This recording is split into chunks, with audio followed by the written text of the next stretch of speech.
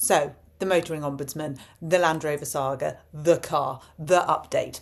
So, the Ombudsman, as I think I told you, partially voted in my favour.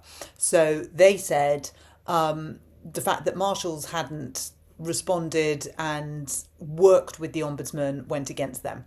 But they said that marshals had done all that they needed to do, which was fix my car.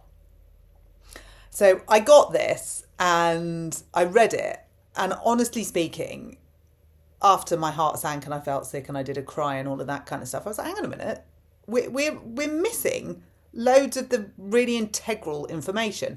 So I appealed straight away. And I got an email back from my appeal which didn't address any of the points I'd appealed on. It's extraordinary, to the point where I'm going to read you my appeal of my appeal. I mean, it's like sort of, how long are we going to keep doing this for? So, dear Mr. So-and-so, further to my... Oh, sorry, then... that's the next appeal. Let's go to the first one. I'm astounded by your latest response. It dismisses serious points of evidence as mere difference of opinion when in fact they are difference of fact. You state no new evidence has been presented. This is simply untrue. I submitted photographs you previously claimed not to have received. By definition, these constitute new evidence for you to review. You've also failed to acknowledge or address the fact that questions raised in my last letter, including the diagnosis performed by marshals on the 9th of January. Marshals confirmed they carried out a full diagnostic when the vehicle arrived. No electrical faults were present at that time. So either they did not actually perform the diagnostic they claim, or they did perform it and no fault was found. Either scenario proves that the electrical fault developed while the car was in Marshall's care. This is not opinion, it's fact, backed by Marshall's own processes and admissions. Yet your findings continue to ignore this. What further proof could possibly be required? Who commissions an independent diagnostic before handing a car to a main dealer just to prove what it did or didn't have? So this was when they were basically saying to me, the burden of proof is on you to prove that it didn't have the electrical faults. So I'm like, what are you talking about? How can I prove it didn't have the electrical faults? It was picked up with catastrophic engine failure by a tow recovery truck.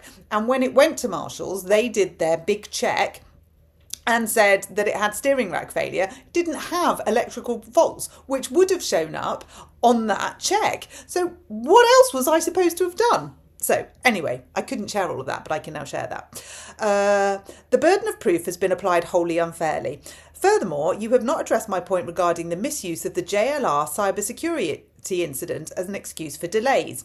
My case and SAR request long predate the event. To cite it for justification for Marshall's failure to comply is misleading and disingenuous. Well, it is. Your position also continues to avoid the central issue of transparency. Marshall's withheld SAR information, failed to comply with your investigation, and yet I, the consumer, am the one who is penalised.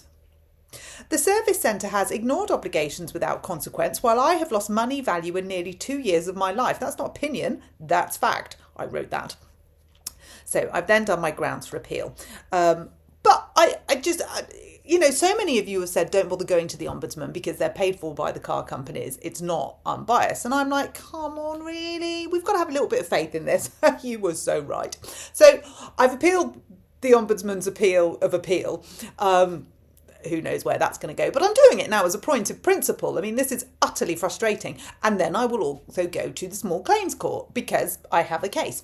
But in the interim time, my car is being delivered next week by the general manager who, if this general manager had been in Marshall's at the time this happened, none of this would have happened because he, and I'm not mentioning his name, but he is the only decent thing to have come out of this whole thing. Everyone else has been sacked. Everyone else has gone to do different things. And he's come in with an unenviable job and he's behaved really, he's brilliant. So, good for him. So he's bringing my car back next week. So we have closure in that respect. So I can then sell that. I can sell the other one. And I've been looking at Toyota Hiluxes like in detail. So we've worked out because I need heated seats because I have a bad back. It's like a really bad back. I can't drive without heated seats. So the one I need is the Invincible X. I think, yeah, Toyota Hilux Invincible X. Don't need the facelift version, just need the bog standard version with the heated seats, which is making it more expensive. Of course, it's making it more expensive. But retrospectively, to fit the seats, I think would make it very expensive. So we're going down that road. I'm so excited. I cannot tell you. And we need the bigger engine, obviously, because we're towing the horses, and one of the horses is massive.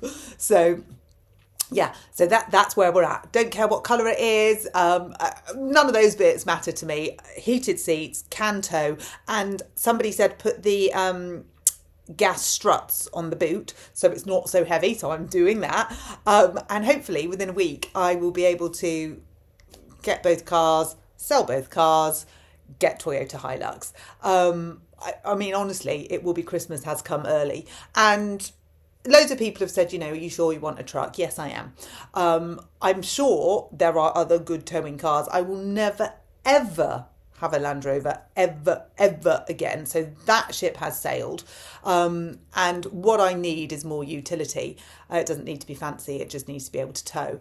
So I am really happy with my choice. And I also think back fondly to the time when I had the higher Toyota Hilux. It was white manual and it went, it was brilliant. I mean, literally awesome. It was a bit like driving a wheelbarrow across with a tractor, but it did the job. It got us from A to B, well, until the clutch went. But you know what? It's a Japanese import. So when the clutch goes on a Toyota Hilux, you don't need to remortgage your house to put a new one in, do you? You go, oh, the clutch is gone. That's a bit annoying, but we can probably afford to do that. If the clutch goes, or if a gearbox or something in a Land Rover goes, I mean, it's like, well, I've got no kidneys left from when I had to do the cam belt. And I think my retinas are quite important to be able to see. I mean, I could sell one of those, but so that's where we're at. And whilst I am really disappointed in the way that the Ombudsman have dealt with this, like really disappointed, I am still going to fight for the consumer. I'm still fighting for you and me, because there is no way we should take this. I was going to say, yeah, there is no way we should take this. We deserve better than this. We give these big companies our money for their brand, and we get funneled so that in the car incident, the warranty says that it has to go to an approved dealer. So, I mean, both of our hands, we're tied up like this. There's nothing we can do. It's written into everything that unless you have your warranty at the approved dealer, then you've lost your warranty. I mean, what even does a warranty do these days? But every which way and how, you just end up back where you don't want to be. And I've had enough of that. I don't want to be there. I don't want to be beholden to Land Rover. I don't want to be beholden to an ombudsman. I don't want to be beholden to anything that doesn't put the consumer first. So yeah, anyway, we'll see how we go. But that is my update on the motoring ombudsman, Marshall's Land Rover, and my Toyota Hilux. Yay!